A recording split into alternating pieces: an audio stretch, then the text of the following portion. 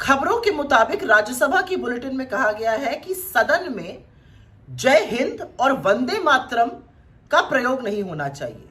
मतलब यह सुनकर मुझे विश्वास नहीं हो रहा है कि वो कौन लोग हैं जिनको वंदे मातरम और जय हिंद पर आपत्ति है। इससे तो अंग्रेजों को दिक्कत थी, अब पता चल रहा है भाजपाइयों को भी दिक्कत है, वो अखरता है नारा। ये आजादी के आंदोलन के सबसे पुरजोर, सबसे सशक्त नारे, इससे किसी को दिक्कत हो कैसे सकती है? किस मिट्टी के बने लोग हैं? चलिए शुरुआत जय हिंद से करते हैं। जय हिंद का मतलब है हिंदुस्तान की जय हो, भारत की सदैव जय हो। यह आजादी का सबसे सशक्त नारा था। इसकी रचना 1907 में केरल के ट्रवणकोर के रहने वाले क्रांतिकारी चेम्पक रामन पिल्लई ने की थी। वो भारत के बाहर सक्रिय थे, जर्मनी वगैरह जगहों पे। 1914 से 18 के बीच में भारत के जो क्रांतिकारी बाहर रहते थे और आजादी की लड़ाई लड़ रहे थे, उसको, इस नारे को, जय हिंद को उन्होंने अपना उद्घोष बनाया, अपना अभिवादन बनाया। इसको और पॉपुलर करने का काम नेताजी सुभाष चंद्र बोस ने किया। 1940 के दशक में 1943 से 44-45 के बीच में नेताजी और उनकी आजाद हिंद फौज ने जय हिंद को अपना उद्घोष बनाया, जय हिंद से अभिवादन करते थे। और यही नहीं, नेताजी अपने सारे जो ब्रॉडकास्ट होते थे, चाहे वो जर्मनी में हो, चाहे वो साउथ ईस्ट एशिया में हो, कहीं से भी हो, वो जय हिंद जरूर बोलते थे। उन्होंने इसको इसलिए चुना था क्योंकि ये धर्मनिरपेक्ष था, ये लोगों को जोड़ता था। 1947 में आजादी के बाद इस नारे का प्रयोग हमारी सेना ने, हमारे अर्धसैनिक बलों ने करना शुरू किया। उन्होंने औपचारिक तौर से इसको अपना नारा बनाया। आज भी हर भारतीय सेना, अर्धसैनिक बलों का जो दिल और जज्बा है वो जय हिंद से गूंजता है।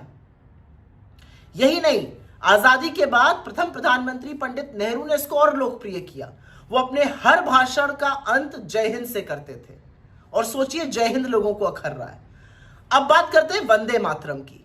क्या अद्भुत शब्द है वंदे मातरम। भारत को मां मानकर उसका वंदन करना, उसका नमन करना।